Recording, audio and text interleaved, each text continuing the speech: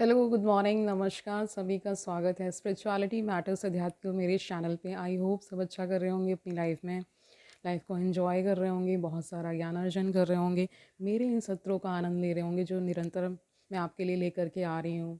आपको सन्मार्ग से जोड़ रही हूँ, आपको अध्यात्म के प्रति रुचि भी आ रही होगी, है ना। रोज़ रोज़ हम सेशंस करते हैं, आप उनको देखते हैं, बहुत सारा प्यार भी मिलता है, कमेंट्स भी अच्छे आते हैं और आप सब अपना अनुभव भी बता ही रहे हैं मुझे कि कैसा हो रहा है, कैसा फील हो रहा है आप सभी को।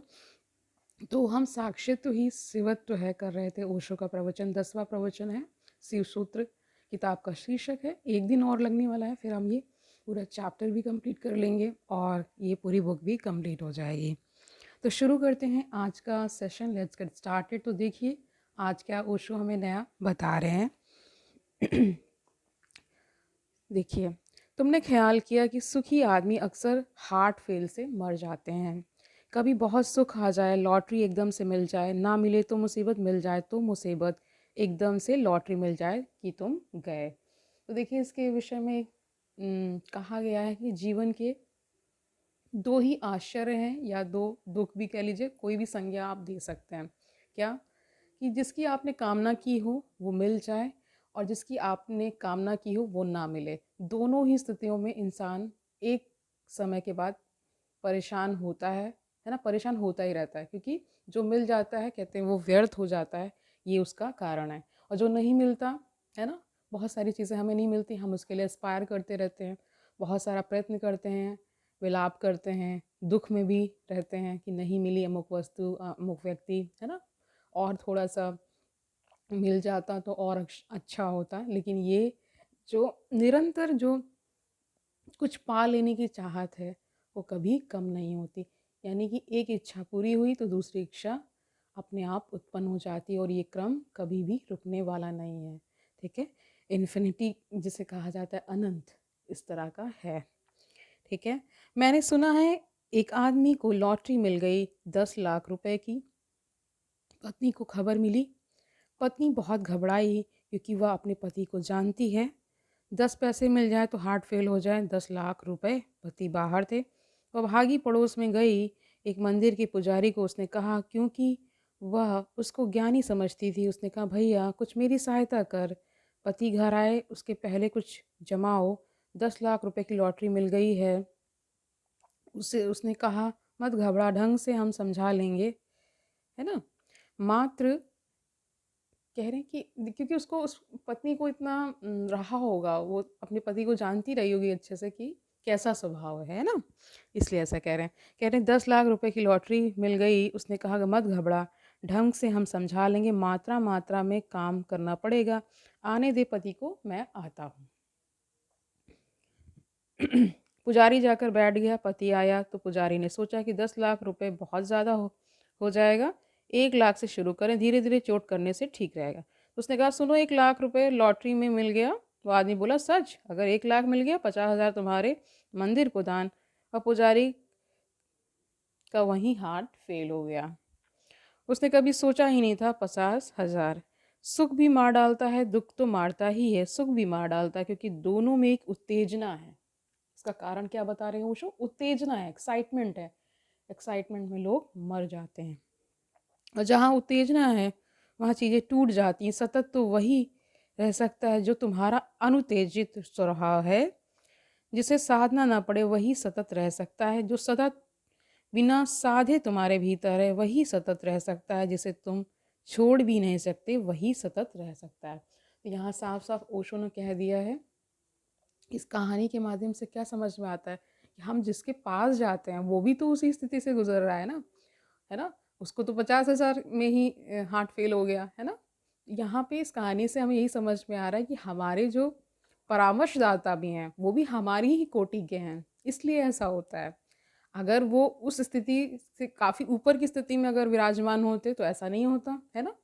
तो ऐसा ही जीवन है, हम दूसरों को बड़ा समझदार समझते हैं, है ना, उनके पास जाते हैं और पास अगर कुछ देर ठहर कर देख लें तो पता ये चलता है ये तो हमारे ही तल के हैं।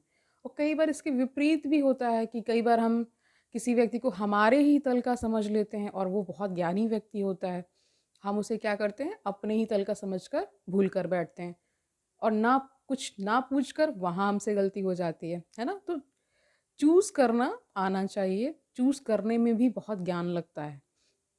आपने किसी व्यक्ति को चुना अपने जीवन साथी के रूप में, वो चुनाव ही तो है। अगर वो चुनाव गलत हो गया तो क्या होगा, पूरा जीवन नर्क हो जाएगा। अगर वही चुनाव सही हो गया तो आपका जीवन सुख में बीतने वाला है। यही फ़र्क है, चुनाव का ही सारा खेल है ना। तो कह रहे इसीलिए सारे धर्म की खोज स्वभाव की खोज है, स्वभाव की खोज धर्म है, क्योंकि वह शाश्वत है। उससे तुम कभी न उबोगे, क्योंकि तुम ही हो। उससे अलग होने का उपाय ही नहीं, उसके पार खड़े होकर देखने का उपाय नहीं। जिससे भी तुम दूर खड़े होकर देख सकते हो, उससे तुम ऊब जाओगे, वह तुम्हारा स्वभाव नहीं है। मंत्र जब मन को मार डालेगा, मंत्र के द्वारा मन जब आत्महत्या कर लेगा, तब तुम्हारे भीतर उस सतत झरने का प्रवाह शुरू होगा। और जैसे ही यह सतत झरना पैदा होता है और सुख दुख बाह्य वृत्तियों से विमुक्त वह केवली हो जाता है, तब वह अकेला है और वह अपने अकेले धुन में मस्त है। लेकिन यहाँ तो संसार में क्या दिखाई पड़ता है कि अकेले रहने में ही बड़ा कष्ट है उनको। मतलब अकेले रहने का लोगों को डर होता है।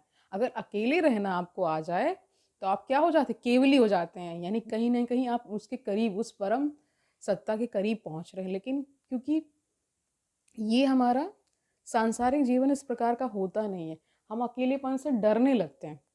डरते क्यों हैं कि पता नहीं क्या हो जाएगा, उससे डर लग रहा है ना। और सत्य क्या है, सत्य क्या है, आप अकेले आए थे और अकेले ही जाएंगे। कोई आपके लिए नहीं मरता कभी भी। कभी ऐसा हुआ है कि आपके साथ भी कोई मरे कि चलो ये मर गए तो हम भी नहीं रह पाएंगे इनके बिना, ठीक है। तो ये संसार का खेल प्रपंच है एक तरह से, इसको उस तरह से समझिए। और जब आप दूसरों को भी मरते देखते हैं तो आपके मन में एक क्षण के लिए तो आता है, लेकिन वो परसिस्टेंट नहीं रहता, है ना। लगता है कोई और ही मरता, क्योंकि इंसान कभी अपने आप को तो मरते देखता नहीं है ना। ये भी कारण इसका इसकी पीछे की साइकी यही है कि हम हमेशा दूसरों को मरते हुए देखते हैं, इसलिए ऐसा होता है ना। जैसे आप किसी व्यक्ति से अगर आप मिलते हैं जब, तो पहली बार में तो क्या होता है, सब कुछ तो नहीं जान पाएंगे, बहुत सारी मुलाकातें, और कई बार बहुत सारी मुलाकातें होने के बावजूद भी कई बार ऐसा हो सकता है कि आप उस व्यक्ति के बारे में कुछ के अलावा कुछ ना जान पाएँ।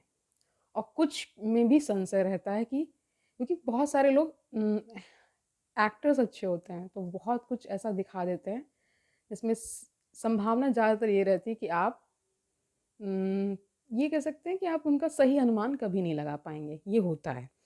और आज के जो आज का परिवेश है, आज का जो जीवन शैली है लोगों की, उसमें देखिए लोग सोशल मीडिया पे इतने खुश हैं और अंदर ही अंदर कितने दुखी हैं। तो अनुमान तो वैसे भी नहीं लगाया जा सकता। कोई बहुत ड्रेसअप हो करके, बहुत सारा मेकअप करके, बहुत अच्छी अच्छी लोकेशंस पे जा करके, और वहाँ मैं देखती हूँ कई बार ऐसी भी खबरें आती हैं कि इंसान ने सुसाइड कर लिया। क्यों कर लिया? क्योंकि मन को क्या है, मन को कुछ नया निरंतर चाहिए होता है। और मन जब एक बार एक लेवल वहाँ तक पहुँच गया जहाँ पर उसे कोई आशा नहीं दिखती, वो अपने जीवन से ही ऊब चुका होता है, कोई व्यक्ति नहीं मिलता, खुद को समझता है कि मैं तो अकेला रह गया, सब आगे निकल गए, इस तरह के भी भाव आते हैं। तभी अध्यात्म क्या करता है, इसी में अगर आध्यात्मिक ज्ञान अगर आपको हो जाता है तो सारी चीज़ें आपको क्या समझ में आती हैं कि सब क्या क्षणभंगुर है, कुछ पल के लिए है, ये भी नष्ट होने वाले हैं। जो व्यक्ति आपसे इतने सारे वादे करते हैं कि मैं आपका सदा साथ निभाऊंगा, मैं आपके हर अच्छे बुरे में साथ दूंगा, जब वो व्यक्ति छोड़कर जाता है, जाते ही हैं लोग, आपने अपने जीवन से देखा ही होगा, जीवन में ये अनुभव किया ही होगा कि लोग स्टार्टिंग के फेज़ में इतने वादे, इतनी ज़्यादा आपको कन्विंस करने की कोशिश करते हैं, तो एक बार मन में ये भाव तो आता ही है कि यार हो सकता है कि सही हो ये व्यक्ति। और उस सही उस आप भी डाउट में हैं कि ट्रस्ट करें या ना करें, और जब आप कर लेते हैं तो वही इंसान आपको बीच मझधार में छोड़कर चला जाता है। ये मेरे जीवन का अनुभव है। मैंने ज़्यादातर लोगों को, अपने आसपास भी लोगों को देखा है कि वादे बहुत सारे लोग करते हैं, उन वादों को निभाने में जो श्रम लगता है उससे लोग बीच में ही छोड़कर चले जाते हैं। तो ठीक है, इसको भी एक्सेप्ट ही किया जाना चाहिए। इसके अलावा हम सब कर भी क्या सकते हैं। तो आगे जानते हैं ओशो क्या कह रहे हैं। और वह अपने अकेले धुन में मस्त है, अब उसे कुछ भी न चाहिए, अब सब चाह मर गई, क्योंकि सुख भी बाहर है, दुख भी बाहर है। अब ना तो वह सुख की चाह करता है, ना दुख से बचने की चाह करता है। जो बाहर है उससे उसका संबंध ही छूट गया। अब तो वह अपने भीतर स्थिर है और भीतर सतत आनंदित है। इसलिए चाह का कोई सवाल नहीं। अब वह सतत अपनी चेतना में रमता है। उसका सच्चिदानंद अब निरंतर चलता रहता है। वह उसकी श्वास श्वास में होने के कण कण में व्याप्त है और उनसे विमुक्त वह केवली हो जाता है ना। केवली देखिए बहुत सुंदर शब्द है। यहाँ पे केवली शब्द का इस्तेमाल हुआ है। वहीं से हो सकता है कैवल्य का भी इजाद हुआ हो। उस क्या देखिए आगे वही लाइन है, उस कैवल्य अवस्था में आरूढ़ हुए योगी का अभिलाषा शून्यता के कारण जन्म मरण का पूर्ण क्षय हो जाता है। फिर ना कोई जन्म है ना कोई मरण है। जन्म और मरण सुख की खोज की यात्रा में है। हम चाहते हैं सुख, सुख मिल सकता है केवल शरीर से, तो शरीर ग्रहण करना पड़ता है। जैसा सुख हम चाहते हैं वैसा शरीर हम ग्रहण कर लेते हैं। फिर सुख की आकांक्षा मरते क्षण भी बनी रहती है। मरते जाते हैं लेकिन सुख की आकांक्षा बनी रहती। वही आकांक्षा बीज बन जाती है नए जन्म का। तो ये मैंने पहले भी डिस्कस किया हुआ है कि अगर आपकी एक भी इच्छा शेष रह जाती है तो फिर जन्म होगा ही होगा। उस इच्छा को कहते हैं कि पूरा करने के लिए जन्म मिलता है। अगर एक भी इच्छा रह गई तो फिर जन्म मिलता है। यहीं पे कह रहे हैं कि ये सारी जो जन्म जन्म और मरण का जो चक्र है उस सुख की चाहत में ये शरीर मिलता है ना, कि इस शरीर के थ्रू ही तो सुख को भोगेंगे और सुख का जब आता है तो पीछे पीछे दुख भी आता है। और जो इस बात को समझ जाता है कि न सुख अच्छा है न दुख अच्छा है, इन दोनों ही के बीच की जो अवस्था है अगर उसमें व्यक्ति विशेष स्थिर हो जाए तो सबसे अच्छा है ना। कहते हैं जब एक वृक्ष मरने लगता है तो क्या करता है, मरने के पहले वृक्ष अपनी सारी जीवन ऊर्जा को इकट्ठा करके बीज में, बीज उसका जो होता है ना सीड, ये संग्रहित कर देता है। बीज उस वृक्ष की आकांक्षा है कि मैं फिर भी रहूंगा। और बीज बड़ी अद्भुत घटना है। ठीक है, तो इसमें देखिए आपको अगर याद आता हो तो एक सॉन्ग बहुत बढ़िया है, मैं रहूं ना रहूं तो मुझ में कहीं बाकी रहना, सुना होगा आप सबने। तो लेखक और जो पोइट्री के माध्यम से भी जितने भी पोएट होते हैं वो गूढ़ से गूढ़ बात को भी प्रकट कर देते हैं। और आपने देखा होगा जितने आपको अपने आसपास हार्ट ब्रोकन लोग मिलते हैं, जिनका दिल टूटा हुआ होता है किन्हीं किन्हीं कारणवश, तो वो एक अलग दिशा में निकल जाते हैं। यानी कि उनकी दिशा ही बदल जाती है। उनको देखने का परसेप्शन जीवन को बदल जाता है। जीवन को देखने का जो दृष्टिकोण है वो बदल जाता है। उनको ये समझ में आ जाता है और वो एक गूढ़ दर्शन की ओर चले जाते हैं। यानी हर किसी घटना में, किसी व्यक्ति में, किसी भी स्थिति में वो गूढ़ से गूढ़ बात को समझ जाते हैं। चेहरा देखकर वो पढ़ने लगते हैं क्योंकि वो उस स्थितियों से गुजर चुके होते हैं, है ना। तो इसलिए भी ऐसा होता है। अनुभव देखिए बड़ी चीज़ है ना। अनुभव से बहुत चीज़ें आपको समझ में आने लगती हैं। तो कह रहे हैं आगे, और बीज बड़ी अद्भुत घटना है क्योंकि वृक्ष इतना बड़ा है लेकिन अपने सार संचय को वह निचोड़ कर बीज में रख देता है और उस बीज को यात्रा पर भेज देता है। यह वृक्ष तो मर जाएगा, यह देह तो गिरेगी, लेकिन नई देह का उसने इंतजाम कर लिया। और इसलिए तुम देखो, एक वृक्ष एक बीज से पैदा होता है लेकिन मरते वक्त, मरने के पहले एक वृक्ष करोड़ों बीज छोड़ जाता है, क्योंकि क्या भरोसा एक बीज ना पहुंच पाए ठीक भूमि भूमि तक, पत्थर पर गिर जाए, है ना, पानी ना मिले, जानवर खा जाए, कोई रौंद डाले, इतना खतरा वृक्ष मोल नहीं ले सकता। एक के साथ तो खतरा रहेगा, बचे ना बचे, इसलिए करोड़ बीज पैदा करता है और हजार उपायों से बीज की ऐसी कह रहे हैं हजार उपायों से बीज को ऐसी जगह भेजता है जहां उसको ठीक भूमि मिल जाए।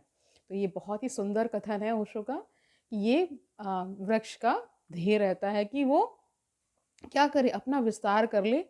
अपने विस्तार में वो करोड़ों बीज पीछे छोड़कर जाता है। एक से उसको संतुष्टि नहीं है क्योंकि एक में खतरा है कि कुछ भी हो सकता है ना, कोई जानवर खा जाए, कोई रौंद डाले, है ना, पानी ना मिले, पत्थर पर गिर जाए, इस तरह से बताया है। तुम देखो सेमर का फूल देखा। सेमर के वृक्ष की एक खूबी है कि उसके नीचे कोई पौधा पैदा नहीं हो सकता, इसलिए सेमर अपने बीज में रुई लगा देता है ताकि कोई बीज नीचे ना गिर जाए, क्योंकि नीचे गिरा तो मर जाएगा। तुम यह मत समझना कि रुई तुम्हारे गद्दे तकियों में भरने के लिए सेमर लगाता है। रुई लगाता है सेमर अपने बीज को पंख देने के लिए, ताकि हवा के झोंकों में वह दूर चला जाए। एक बात पक्की कर लेता है कि नीचे न गिर जाए, ना गिर पाए, बस कहीं भी गिरे यहाँ ना गिर पाए, क्योंकि नीचे सेमर के कोई वृक्ष पैदा ना होगा। सेमर सारे पानी को चूस लेता है। तो देखिए कितनी सुंदर घटना है, यानी कि अब इससे आप क्या तात्पर्य निकाल पा रहे हैं कि एक एक जो घटना है, वृक्ष हैं, पौधे हैं, जीव जंतु हैं, उनमें क्या है, एक सुपर इंटेलिजेंस व्याप्त है ना। देखिए इसमें उसको पता है ना, पेड़ को, सेमर के पेड़ को पता है कि किस प्रकार का सीड उत्पन्न करना है, और वो उसमें रुई लगा देता है ताकि उसमें थोड़े से हल्कापन रहे और वो थोड़ा दूर जाके गिरे, है ना, ताकि वो अपना विस्तार कर पाए।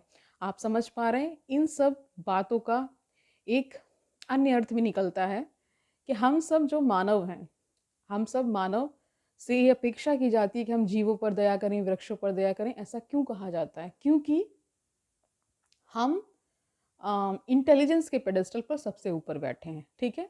तो कहते हैं कि बड़ी सफलता के साथ बड़ी जिम्मेदारी भी आती है। अगर आपको ऊपर बैठाया गया है तो उसके साथ बहुत बड़ी जिम्मेदारी भी है कि आप से अपेक्षित है कि अच्छा आचरण करें, आप जीवों पर दया करें, है ना, वृक्षों का संरक्षण करें, सबके सुख दुख में उसके भागी बने, है ना, सबको एक तरह से कह सकते हैं कि एक मोटिवेशन भी मिलता है इन सब बातों से जो हम पढ़ते हैं। आज के सेशन से हमने क्या जाना कि एक वृक्ष को भी पता है कि उसे अपने जो आने वाली जनरेशन है ना, बीज के रूप में, है ना, उसने जो प्रकट किया है खुद को, उसको कैसे संरक्षित करना है ना। एक एक जीव को पता है कि अपनी जो ऑफस्प्रिंग है उनको कैसे प्रोटेक्ट करना है ना। ये प्रकृति में ही विद्यमान है सुपर इंटेलिजेंस, है ना। अपने को कैसे प्रोटेक्ट करना है और अपने जो आगे जनरेशन वो होती हैं उनको कैसे प्रोटेक्ट करना है। तो आज के लिए इतना ही रखते हैं। आई होप आज का सेशन आपको अच्छा लगा होगा। कल हम इसको पूरा कंप्लीट कर लेंगे और ये चैप्टर कंप्लीट हो जाएगा और ये बुक भी कंप्लीट हो जाएगी। फिर नए किसी विषय को लेंगे, देखते हैं नया कुछ क्या स्टार्ट होता है। तब तक के लिए आनंद से रहिए, सुखपूर्वक अपना जीवन व्यतीत करिए, दूसरों को सुखी करिए, और ये भी याद रखिए कि ये ज्ञान कितना आवश्यक है। मुझे कमेंट सेक्शन में बताइए कि आपको ये सेशंस कैसे लग रहे हैं, है ना, और कुछ क्या नया किया जाना चाहिए उसके बारे में भी मुझे बताइए, क्योंकि इस स्पिरिचुअलिटी की यात्रा पर तो हम निकल चुके हैं, और धीरे धीरे ही सही, लेकिन हम खुद को परिमार्जित करते हुए, यानी परिमार्जन का अर्थ होता है जो पहले थे वो अब नहीं है, कुछ ना कुछ उसमें होता है ना, जैसे हम बर्तन को साफ करते हैं उसे कहते हैं ना, उस तरह से हम खुद की सफाई कर रहे हैं। और निश्चित ही एक दिन ऐसा होगा कि हम वो अचीव कर लेंगे जिस दिशा में हम निकले हैं। कल मिलते हैं, तब तक के लिए हरिओम तत्सत।